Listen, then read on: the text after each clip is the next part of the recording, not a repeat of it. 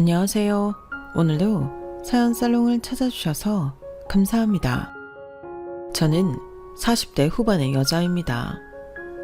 어린 친구들이 보기엔 나이가 꽤 많다고 생각할 수도 있겠지만 막상 제 나이가 되어보신 분들은 아시겠지만 또 중년층에서 사람들을 만나다 보면 그래도 아직 젊은 사람 취급을 받는 게 40대인 것 같아요. 그 40대도 이제는 끝자락만을 남겨두고 있으니 마음이 참 싱숭생숭합니다. 그래도 여전히 사회적으로 보자면 나이가 있는 편인데다 제게는 고등학생이 된 아들까지 있어서 웬만큼 인생 경험은 해본 것 같아요. 경험이라고 꼭 다 좋은 것도 나쁜 것만 있는 것도 아니긴 하지만 정말 이제야 세상이 어떻게 돌아가는지 조금은 알 것 같다는 생각도 드네요. 저도 정말 죽을 만큼 절망스럽고 힘들었던 시기가 있었는데요. 그래도 제 몸으로 10달 동안 품고 낳은 아들을 생각하면서 버텨왔네요. 아마도 자식이 없었다면 스스로 인간적인 한계를 진작에 느꼈을 거예요. 지금처럼 자립하지도 어떻게든 정신 차리고 제대로 잘 살아보려는 노력조차도 하기 힘들었을지 모른다는 생각이 들어요. 앞으로 여러분께 들려드릴 이야기조차 시작하지도 못했겠죠. 사실 제가 한참 힘들 시절에는 이렇게 힘든데 자식이라는 제가 부양해야 할 가족이 딸려있는 것이 너무나 짐처럼 느껴지고 그 무게를 감당할 자신이 없었어요. 참 그때를 생각하면 아들을 볼 면목이 없었지만 그래도 그때 그렇게 힘들었던 만큼 지금은 아들에게 뭐 하나 부족한 것 없이 크게끔 지원을 아끼지 않고 있어요. 이쯤 이야기했으면 도대체 제가 과거에 무슨 일이 있었는지 궁금하시겠죠? 지금부터 그 이야기를 들려드릴게요. 저는 사실 정말 없는 집에서 태어났어요. 아빠는 어린 시절에 돌아가셨고 엄마는 혼자서 저를 키우셨죠. 저희 부모님 세대에는 지금처럼 여성들이 자리를 잡고 일하던 시대가 아니라서 엄마께서는 정말 일자리를 힘들게 구하셨다고 해요. 그조차도 제가 너무 어릴 때라 마냥 조부모님께 저를 맡겨만 둘 수도 없다는 생각에 육아를 병행할 만한 일을 찾느라 지금으로 치면 단기 계약직이나 파트타임 아르바이트 같은 일들을 전전하셨어야 했죠. 그래서 저는 자라온 환경상 어쩔 수 없이 조금 외로웠고 경제적으로는 풍족한 지원을 받지 못하고 컸어요.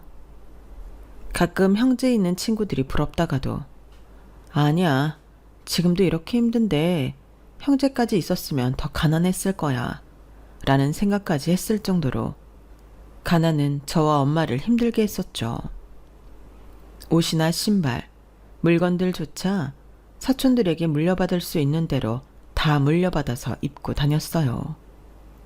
그러다 보니 행색이 행색인지라 그 시절에는 누구 하나 특출나게 잘 사는 집안이 그리 많지 않았음에도 저와 대놓고 친구를 하는 건 다들 꺼려했던 것 같아요. 저를 불쌍하게 여기는 시선이라든가 눈이 마주치면 불편한 듯 바로 시선이 옮겨지는 건 어느 순간부터 당연해졌어요. 상처받아야 마땅할 일이 별 대수롭지 않게 느껴질 때쯤에야 제 처지가 완벽하게 인식되더라고요. 가난하면 사람들이 싫어하는구나 하고요. 그래서 저는 친구 사귀는 걸 일찌감치 포기했어요. 사실 어릴 때는 친구랑 잘 지내는 것이 인생의 전부인데 그 예민한 나이에도 친구 사귀는 걸 포기한다는 생각을 했다는 것 자체가 정말 절망스러운 상황이었죠. 그러던 어느 날 정말 꿈 같은 일이 생겼어요. 저희 학교에서 가장 예쁘고 부잣집 딸이라고 소문난 소영이라는 친구가 있었어요. 모두 그 애랑 친해지고 싶어 했는데 그 애랑 어쩌다 보니 짝이 된 거예요. 아니나 다를까 반 애들은 저랑 짝이 된 소영이를 안타까워하는 척 환심을 사려고 애를 쓰더라고요. 어떻게 소영아, 내가 선생님한테 말해서 짝 바꿔줄까? 네가 지선이랑 무슨 짝이야. 너무 안 어울린다. 지금 생각하면 말 같지도 않은 소리를 해서라도 애들은 소영이랑 친해지고 싶어 하는 것 같았어요. 어른의 눈으로 애들을 볼 땐 애들이 세상 물정 모르고 순진한 것 같아도 사실 그 시절에 내가 어땠는지를 돌이켜보면 금방 생각이 날 거예요.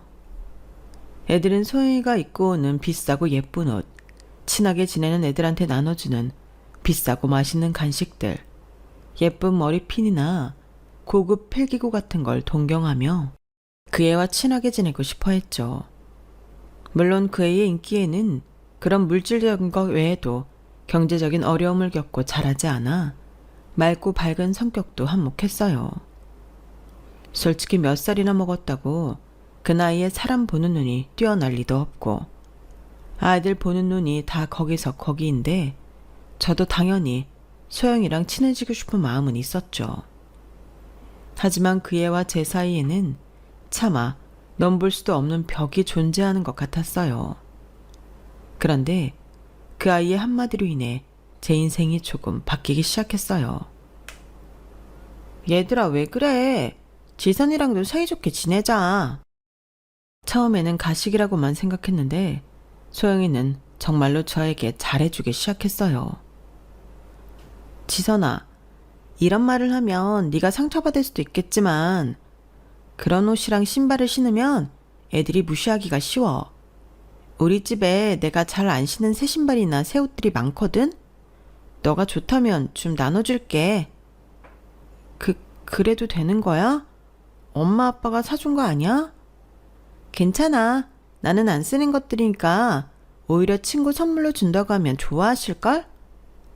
저는 그렇게 그 애가 안 쓰는 물건들을 받아 쓰게 됐어요.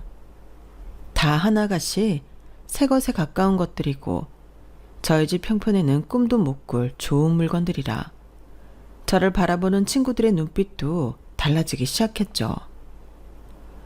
쟤 소영이랑 다니더니 좀 달라진 것 같지 않아? 그러게, 옛날에 그 지선이가 아니네.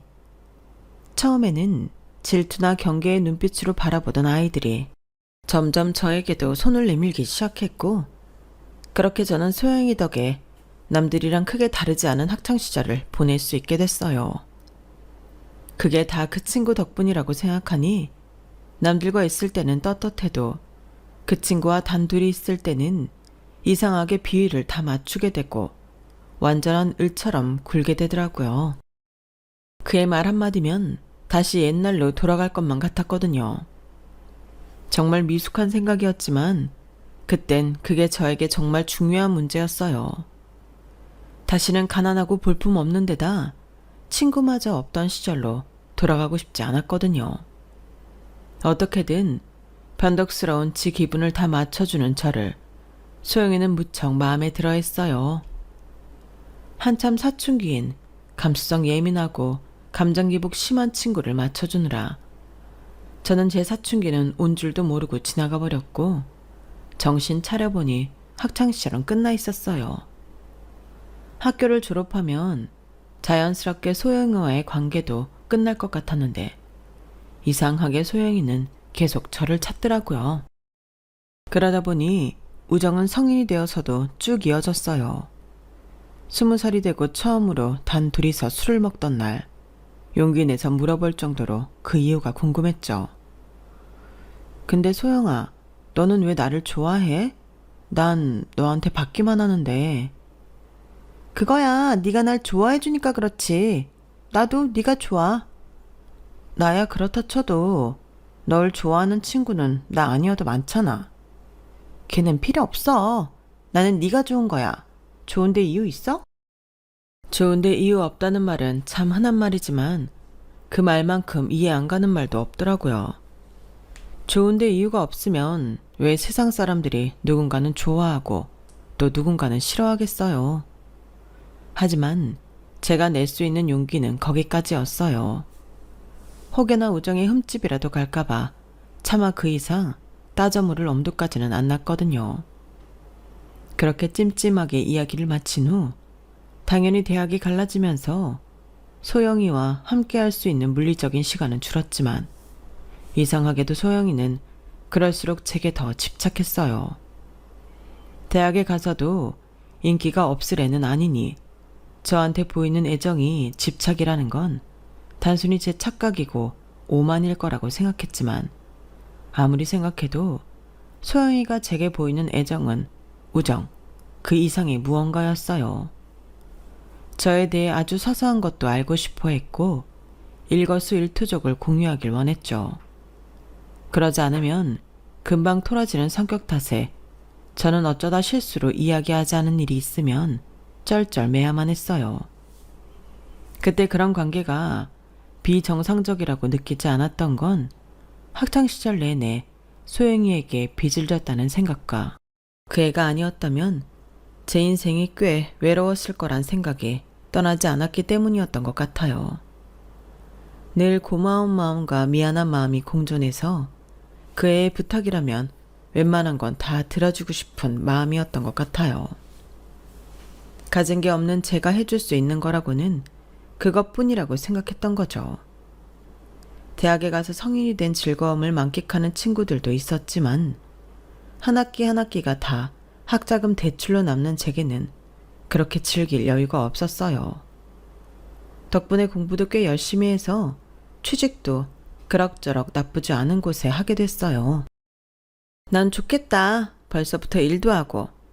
난 하고 싶은 게 없어서 큰일이야. 그래도 넌 여유가 있잖아. 천천히 생각해도 늦지 않아.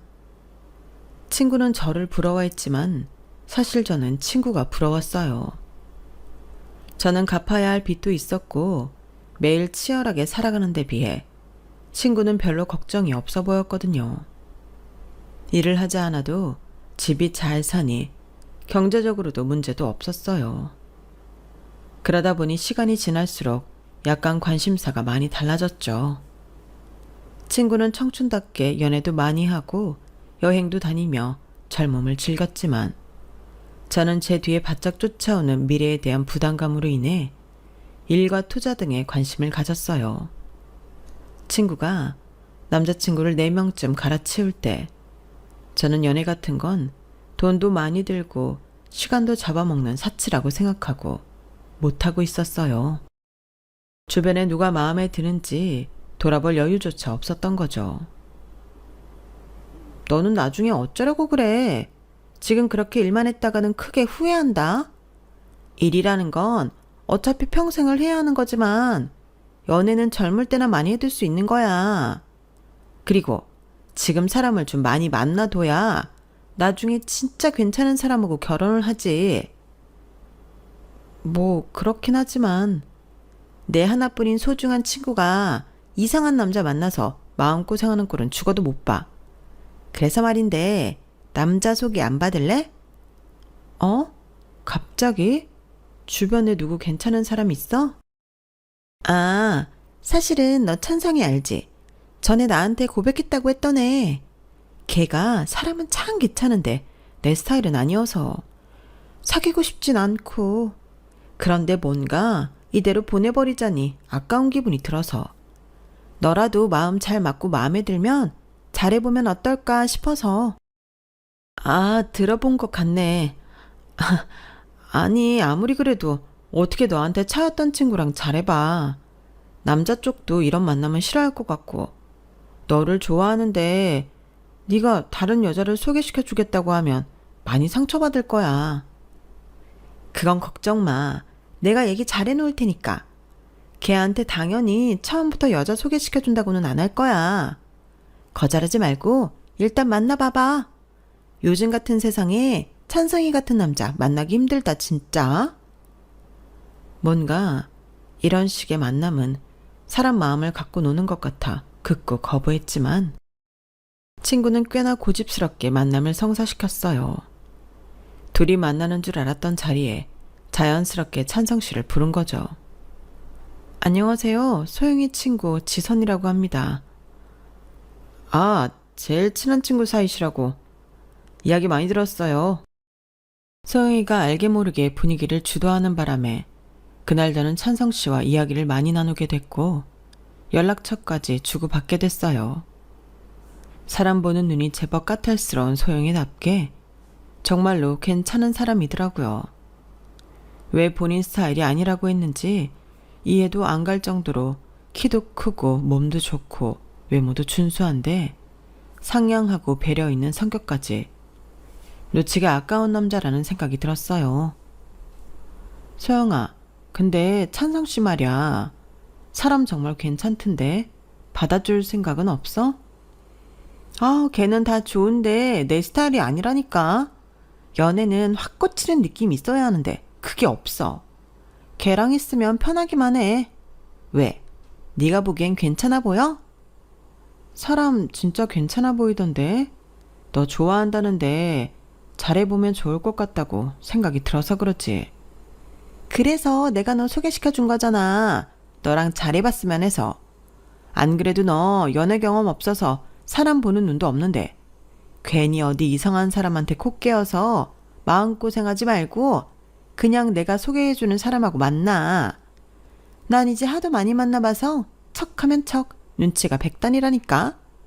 나 못 믿어? 믿어, 믿지. 근데 일단 알겠어.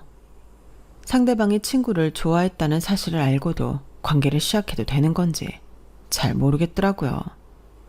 하지만 소영이는 어떻게 설득한 건지 찬성 씨가 어느 날부터인가 저에게 천천히 다가오고 있다는 게 느껴졌어요. 저는 처음 본 순간부터 그 사람에게 호감을 느꼈기 때문에 그렇게 사이를 좁혀오는 것이 나쁘지만은 않았고 소영이의 적극적인 푸시로 인해 연애까지 꼴이 나게 됐죠. 처음 연애를 시작했을 때는 이래서 사람들이 연애를 못해서 안달이었구나 싶을 만큼 너무 좋더라고요. 매일같이 설레고 벅차는 감정에 별 볼 일 없는 제가 꼭 로맨스 영화의 주인공이라도 된 것 같았어요. 찬성 씨랑은 성격도 잘 맞아서 생각보다 오래 사귀게 됐어요. 설렘에서 시작된 관계지만 둘 다 무난한 성격에 모난 구석도 없다 보니 장기 연애로 이어졌죠. 처음 시작한 연애였지만 흠잡을 데 없이 완벽했어요. 유일한 문제는 여전히 저희 사이에는 소영이라는 존재가 있었다는 거였죠. 니네 싸웠어? 전화하니까 찬성이 기분이 별로 안 좋아 보이던데? 별거 아니야. 걔가 뭐라 해? 아니, 그건 아닌데 그냥 혹시나 싸웠으면 내가 화해시켜줄까 해서. 화해는 무슨. 그런 건 둘이 알아서 할게. 너무 신경 쓰지 마. 야, 내가 어떻게 신경을 안 쓰냐? 다른 사람도 아니고 너네 둘인데. 그래도 니네 이렇게 오래 가는 거 보면 내가 뿌듯하다니까. 나는 뭐 장기 연애보단 짧게 여러 명 만나자는 주의긴 한데 더 내가 좋다면 좋은 거지. 좋게 말하면 저희에게 관심이 많은 거였지만 그 관심이 때로는 지극히 개인적인 두 사람의 일에 과한 오지랖으로 선을 넘나들 때가 더 많았어요. 그럴 때마다 마음이 불편했고 원래 찬성 씨는 소영이가 아니었으면 만날 일도 없었고 소영이를 좋아했던 사람이라는 게 괜히 상기가 되어서 괜히 찜찜한 느낌이 들더라고요. 연애를 3년이나 했는데도 그랬어요. 소영이가 간섭을 할 때마다 찬성 씨가 온전한 제 사람이라는 느낌이 안 들었죠.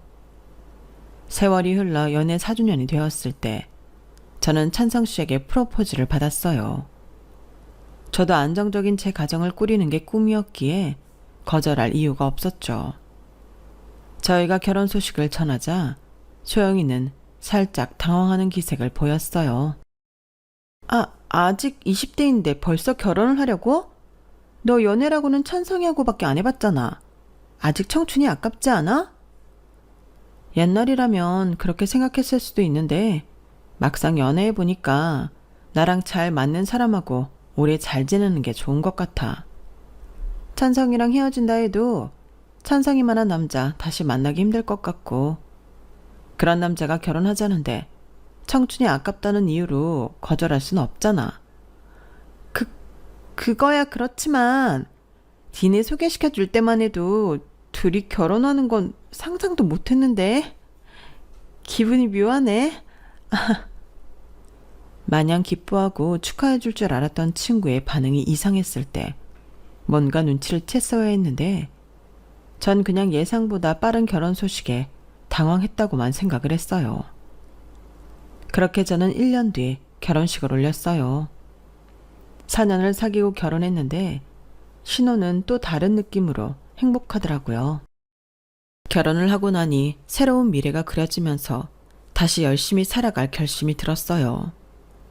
마음도 왠지 모르게 안정이 됐고 안정이 되니 다른 일들도 잘 풀린다는 느낌이 들었죠.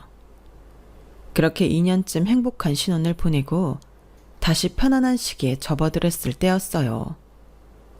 출장으로 지방을 내려왔다가 원래는 하루 자고 가려던 일정이 취소되어 밤늦게 서울로 올라왔어요. 너무 피곤해서 차에 올라타자마자 기절을 해서 남편에게 얘기도 못하고 집으로 가서 깜짝 놀래켜주려고 했죠. 그렇게 피곤한 몸을 이끌고 집에 도착했는데 뭔가 평소랑은 공기가 다르더라고요. 문득 신발장을 내려다보니 익숙한 비싼 구두가 눈에 띄었어요. 제 친구가 자주 신던 브랜드 구두였죠. 순간 눈이 확 뒤집혔어요. 야, 니네 뭐야? 안방문을 확 열자 끌어안고 누워있던 두 사람의 뒷모습이 보이더라고요. 화들짝 놀라서 저를 쳐다보는데 어이가 없어서 헛웃음이 나왔어요. 야, 출장 갔다며? 여보, 오늘 하루 자고 온다 하지 않았어? 지금 그게 중요해? 둘이 대체 뭐 하고 있는 거야? 그게, 여보, 내 말 좀 들어봐. 소영이가 집에 뭐 좀 전해주러 왔다가 피곤하다고 해서 잠깐 뭐? 당신 지금 그걸 변명이라 해? 피곤해서 같이 침대에 누워 있었다. 뭐 그런 말 같지도 않은 변명하려고 그래? 지선아, 일단 진정해봐. 얘기도 안 들어보고 그렇게 화만 내면 어떡하니? 친구라는 인간이 그 와중에 저한테 훈계를 하려고 하더라고요. 어린 시절 걔한테 절절매며 살았을 적에 뭔가 제가 별거 아닌 사소한 실수만 해도 제게 돌아오던 말투와 눈빛이었어요. 어린 시절에는 저한테 그게 꽤 먹혔었죠. 제 세상에 걔밖에 없던 시절이었으니까요. 저 눈빛을 받으면 다시는 제가 일어설 수 없을 것 같아서 매번 내가 고칠게 하면서 사과를 했었어요. 그런데 저는 저도 모르는 사이에 내면이 꽤 단단해진 것 같더라고요. 성인이 되고 소영이가 제 인생에서 파이가 작아지면서 더 이상은 예전처럼 소영이에게 얽매이지 않게 된 것 같았어요. 소영아, 그게 내 남편이랑 바람난 너한테 들을 소리는 아닌 것 같은데? 너도 진짜 웃긴다. 뭐라고? 야, 네가 어떻게 나한테 감히? 감히? 그럴 줄 알았어. 네가 나를 어떻게 생각했는지 뻔히 보였는데도 그동안 다 넘어갔어. 네가 내 어린 시절을 구원해 준 건 맞으니까. 근데 소영아, 이제 나 더 이상 그런 필요 없거든? 나를 동정하면서 네 자존감 채우는 어줍지 않은 구원놀이는 이제 너도 그만해라. 이제 우리 어른이잖아. 저 쓰레기는 굳이 네가 가져가야겠다면 가지고. 어차피 처음부터 내 것도 아니었잖아. 저는 참지 못하고 그 자리에서 모든 관계를 끝내버렸어요.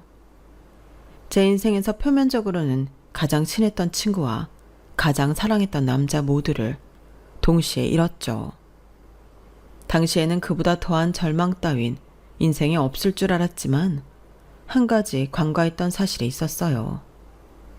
남편과 이혼 도장을 찍던 당시에 제 뱃속에 이미 새 생명이 자라고 있었다는 사실이요.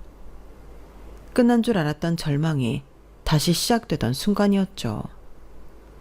아이를 지울까 수천 번도 더 고민했지만 병원에서는 지우기에는 아이가 너무 자랐다고 하더라고요.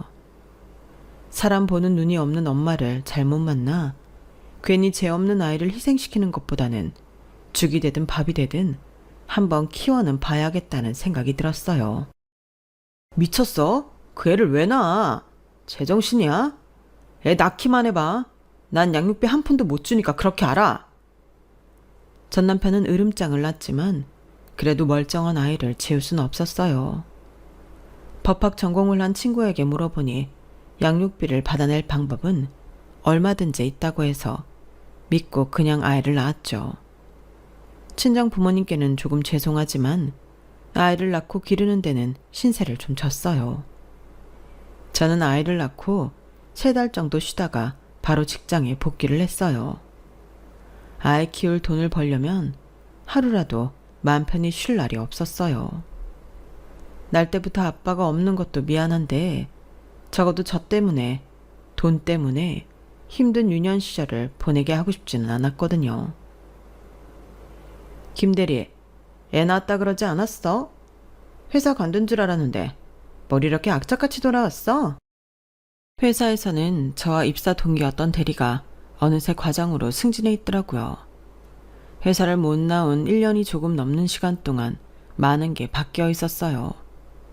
구석 쪽에 처박혀 방치되어 있던 제 책상을 꺼내오는데 마음감이 교차하더라고요. 김대리 쉬다 오니까 감 떨어졌나 봐. 일을 이렇게 하면 어떡해? 쉬다 왔으면 적어도 피해는 주지 말아야지. 기분 탓인지 모르겠지만 아이를 낳고 나니 약간 건망증처럼 깜빡하는 일이 잦아서 업무적으로도 예전에 비하면 자잘한 실수가 늘었어요. 그럴 때마다 쉬어서 그렇다며 면박을 주는 직장 동료 때문에 얼마나 힘들고 억울했는지 몰라요. 정말 푹 쉬다 왔으면 모를까. 아이 낳고 산후조리도 얼마 못하고 바로 복귀했는데 그걸 자꾸 놀다 왔다는 식으로 이야기하는 게 너무 싫더라고요. 어쨌든 악으로 깡으로 다시 직장 생활에 적응하느라 힘이 들었어요. 회사 출근해서 일하고 퇴근하고는 아이를 돌보는데 정말 죽을 맛이더라고요. 그나마도 낮에 아이를 봐주시는 친정 부모님이 안 계셨다면 정말 못할 짓이었을 거예요. 그렇게 정신없고 바쁘게 사는 와중에도 제가 정신 놓지 말아야겠다고 결심한 건 전 남편의 재혼 소식 때문이었어요. 실수인지는 몰라도 제 핸드폰으로 모바일 청첩장이 떡하니 날아오더라고요. 사진 속 주인공은 제 친구였어요. 둘이 환하게 웃고 있는 사진을 보는데 그 옆자리에 제 결혼 모습이 겹쳐서 순간 소름 끼치게 싫더라고요. 결혼식에 찾아가서 깽판이라도 칠까 수십 번도 더 생각했지만 그럴 시간도 여유도 없어서 그 날짜는 그냥 넘어갔어요. 그리고 나서도 뭔가 제대로 복수를 못했다는 생각에 며칠 동안 찜찜하더라고요. 괴로움에 몇 날 며칠 몸부림치다가 그냥 제가 잘 사는 게 복수다 그런 생각을 했어요. 어떻게든 일에서도 인정받고 야무지게 재산도 늘려서 자식을 잘 키워보자는 생각밖엔 안 들더라고요. 인생 전체를 통틀어서 그때처럼 악에 받쳐있을 때는 없었을 거예요. 그때쯤에 제 인생의 귀인을 만났죠. 선배, 오랜만이에요. 그동안 잘 지내셨어요? 우연히 대학 시절 친하게 지냈던 후배와 연락이 닿았는데 다니고 있는 직장이 저희 회사 근처라고 해서 점심시간에 짬을 내서 만나게 됐어요. 워낙에 예뻐하던 친구라 너무 반가웠는데 뭔가 학창시절과는 다른 아우라가 뿜어져 나오더라고요. 뭐야, 너 너무 멋있어졌다. 이런 말 해도 되나 모르겠는데 좀 벌었나 봐. 진짜요? 뭐 선배가 그렇게 말씀하신다면 딱히 숨길 것도 없죠. 저 부동산 투자를 좀 했거든요. 근데 소질이 좀 있나 봐요. 그걸로 꽤 벌었어요. 어머, 진짜? 나도 관심이 있긴 한데 할 줄을 몰라서 나도 좀 가르쳐주면 안 돼? 마침 부동산 투자에는 저도 관심이 있어서 틈틈이 공부하고 있던 터라 후배의 말에 귀가 솔깃하더라고요. 얼마든지 알려드릴 수는 있는데 그럼 저한테 시간 좀 내주셔야 되는데 괜찮으시겠어요? 아, 내가 애가 있어서 퇴근 후에는 좀 힘들고 점심시간에만 될 것 같은데 그래도 괜찮아? 네, 아니면 제가 집 근처로 갈게요. 선배네 아기도 보고 싶어요. 그렇게 속성 과외가 시작됐어요. 그러는 동안 저희 집 근처로 놀러온 후배에게 저희 아들도 몇 번 보여주고 예전보다 더 가까운 사이가 됐죠. 선배, 근데 혼자서 아이 키우는데 외롭진 않으세요? 부모님이 도와주시니까 괜찮긴 한데 가끔 외롭긴 하지. 남들은 남편이랑 같이 아이 보고 있지 않을까 생각하면 좀 서러울 때도 있어. 학교 다니실 때도 워낙 그분이랑 친하셔서 그런 일이 있었을 거라고는 상상도 못했어요. 정말 나쁜 사람이네요. 네가 소영이를 기억할 줄은 몰랐는데 별걸 다 기억하네. 그래도 요즘은 너 만나서 옛날 이야기도 하고 우리 아들도 예뻐해주니까 외로울 틈이 없는 것 같아. 고마워. 당연히 기억하죠. 저 선배 좋아했잖아요.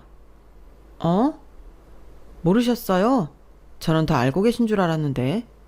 저 학교 다닐 때 선배 좋아했어요. 그땐 왜 그렇게 용기가 없었는지 선배 옆에 붙어서 다니는 게 고작이었는데 고백하려고 용기 내려고 보니 선배한테 그 남자가 생겼더라고요. 그러다가 어느 날 갑자기 휙 결혼해버리셔서 제가 얼마나 속상했는지 몰라요. 민성아. 그래서 말인데요. 솔직히 저 지금 기회가 온 것 같거든요. 저랑 만나보실래요? 아니, 그게 싫으세요? 생각지도 못한 후배의 고백에 순간 너무 머릿속이 복잡하더라고요. 사실은 학교 다닐 때도 성격이 너무 잘 맞아서 친하게 지냈던 친구고 과 여자애들한테도 인기가 많을 만큼 괜찮은 친구였어요. 저를 좋아했을 거라고 상상도 못했지만 만약 알았더라면 안 만나볼 이유가 없는 사람이었어요. 하지만 아무리 그때 저를 좋아했다고 한들 저는 이혼녀인데다 아들까지 딸린 몸이라 염치 없이 그 고백을 받아주기가 힘들더라고요. 싫은 게 아니라 나는 이혼했고 애까지 있잖아. 나랑 만나면 네가 힘들어져. 너 인기도 많은데 나 같은 조건 여자 말고 훨씬 좋은 사람 만날 수 있잖아. 조건이 뭐가 중요해요. 이제야 선배 곁에 있을 수 있게 됐는데 제가 싫은 게 아니라면 기회를 한번 주세요. 진짜 잘할게요. 네? 이래도 되나 싶은 마음이 수백 번 스쳤지만 저는 결국 후배와 만나보기로 했어요. 저도 사람인지라 일에 치이고 육아에 치이는 와중에 기댈 사람이 너무 간절하게 필요했던 것 같아요. 후배는 그 역할을 정말 충실하게 해줬어요. 피곤할 텐데도 매번 집에 들러서 육아도 같이 해줬고 힘들 때는 기대 쉴 수 있는 나무 같은 사람이 되어줬죠. 나랑 있으면 그 흔한 데이트도 잘 못하고 이렇게 같이 애만 보고 있는데도 괜찮아? 걱정이 되어 물어보면 정말 온화하고 따뜻한 웃음으로 저를 봐줬어요. 이러고 있을 수 있다는 게 얼마나 저한테 행운인지 선배는 모를 거예요. 그렇게 말을 해주는 사람인데 제가 어떻게 안 좋아할 수가 있었을까요? 이혼을 하고 다시는 남자를 믿지도 좋아하지도 못할 거라고 생각했던 건 제 오산이었어요. 차라리 진작에 만나봤다면 제 인생이 이렇게까지 꼬이진 않았을까 싶을 정도로 너무 행복하더라고요. 육아 사이사이에 틈틈이 연애도 하면서 후배가 기뜸해준 대로 대출을 땡겨서 부동산 투자도 몇 채 했어요. 작은 오피스텔로 시작해서 꽤 쏠쏠한 돈을 벌었고 그렇게 번 돈으로 집 크기를 키워나갔죠. 그러는 동안 부동산 사장님들과도 친해졌고 어엿한 부동산 임대업자가 되었어요. 후배를 만난 뒤론 일이 너무 잘 풀려서 사람을 잘 만나야 인생이 잘 풀린다는 말이 뭔지 알 것 같더라고요. 선배, 땡땡 아파트 아시죠? 거기가 위치랑 교통 다 좋은데 많이 낡았잖아요. 조금 있으면 재개발 할 거라는 소문이 돌아서 미리 집을 봐서 사두면 좋을 것 같은데 한번 알아보실래요? 알겠어. 내가 한번 보러 다녀올게. 후배가 이야기해서 집값이 안 뛴 적이 없었기 때문에 저는 흔쾌히 집을 보러 나섰어요. 원래는 집 보러 갈 때 행색이 너무 초라하면 은근히 무시하는 눈빛을 받을 수 있어서 어느 정도 꾸미고 가는데, 그날은 약속했던 시간쯤에 아이가 아파 병원에 들렀다가 급하게 나가게 되어서 좀 몰골이 초라한 채로 갔어요. 제가 좀 늦었죠. 죄송해요. 아닙니다. 어서 가시죠. 사람들이 잘 모르는 소식이었는지 그 아파트는 낡을 대로 낡아서 집이 잘 안 나간다고 하더라고요. 요즘에는 많이 없어진 복도가 긴 아파트라 옛날 신혼적 생각도 나고 기분이 참 이상하더라고요. 그런데 원수는 외나무 다리에서 만난다더니 그 복도에서 딱 전 남편과 상간녀를 마주쳐버린 거예요. 하필이면 이렇게 초라하게 뛰쳐나온 날에 만나다니 참 인생 얄궂다 싶더라고요. 부동산 사장님께서는 깔끔하게 차려입으신 터라 더 비교가 되었을 것 같아 얼굴이 화끈거리더라고요. 아니 이게 누구야? 지선이 아냐? 너 잘 살고 있었어? 애 낳아서 혼자 키우고 있다더니 많이 힘든가 보네? 몰골이 이게 뭐야? 당신이 왜 여기 있어? 설마 이쪽으로 이사라도 와? 여보, 제 행색을 봐. 무슨 이사는 이사야. 여기도 낡아서 그렇지 은근 집값 비싸. 보다마나 어디 집 청소나 하러 왔겠지. 저를 대놓고 꼽주는 두 사람 사이에서 부동산 사장님은 난처한 얼굴을 하시더라고요. 사장님, 아시는 분들이세요? 네? 아, 네. 뭐 그냥요. 너무 감사하게도 그 둘을 딱 보면서 제게 호칭을 불러주시는 사장님 덕분에 체면이 좀 섰어요. 아니나 다를까 그 사장님 소리에 둘은 좀 놀랐는지 자기들끼리 쑥덕거리더라고요. 사장님? 무슨 사장님? 쟤 뭐 어디 장사라도 시작했어? 단 모르지. 나도 소식 끊긴 지 오래였는데. 여기 909호입니다. 일 보시죠. 저는 그 둘을 지나쳐서 보기로 한 집 초인종을 눌렀어요. 그런데 그 둘이 갑자기 저희 쪽으로 뛰어오더라고요. 뭐 하는 거야? 여긴 왜 눌러? 나 이 집 보러 왔는데 니네가 무슨 상관이야? 뭐? 집을 보러 왔다고? 여기 우리 집인데? 맞아. 오늘 집 보러 온다고 했었어. 그게 당신이었어? 여기 사시는 분들이세요? 얼른 열어주세요. 빨리 집 보여드리고 가게. 부동산 사장님도 짜증이 난 듯 재촉을 하시더라고요. 둘은 쭈뼛거리면서 싫은 티를 내더니 마지못해 문을 열어줬어요. 집에 들어갔는데 정말 개판이더라고요. 둘은 몸치장만 그럴듯하게 하고 살림하는 사람은 없는 건지 집골이 말이 아니어서 사고 싶은 마음이 싹 사라졌어요.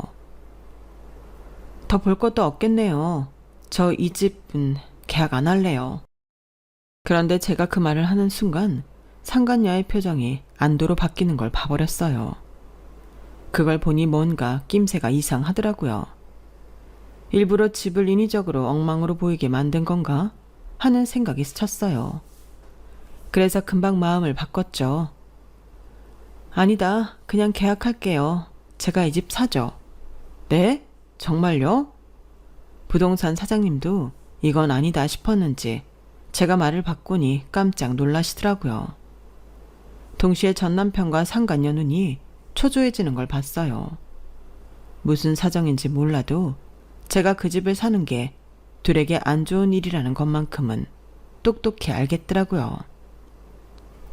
저기 지선아, 내가 이 집 오래 살아봐서 아는데 이런 집 사서 좋을 거 없어. 너 내가 옛장으로 그나마 얘기해주는 거다? 너 이 집 사면 엄청 후회할걸? 낡아서 맨날 집값 떨어지는 곳인데 뭐하러 사? 그래. 같은 값에 살 거면 더 괜찮은 아파트도 많은데 뭐 이런 집을 사. 애도 키워야 하잖아. 요즘 초등학생들도 아파트 어디 사는지 민감하다던데 좀 좋은 데 사지 그래. 어머, 지금 니네 내 걱정해주는 거야? 내가 몰골은 이래 보여도 니네 걱정받을 입장은 아닌 것 같은데? 어차피 실거주 목적도 아니고 투자 목적으로 사는 거니까 내 걱정은 하지 마. 아니, 그래도 이 집은 좀 아닌데? 왜 하필 여기야? 내 말 제대로 못 들었어? 투자 목적이라니까. 니네 사는 꼴 보니까 걱정은 오히려 내가 해줘야겠는데. 천년의 사랑인 양 바람까지 피워서 살면서 겨우 이 꼬라지로 사니? 이러려고 친한 친구 뒤통수 치고 같이 잘 살아보려던 아내 뒤통수 쳤어?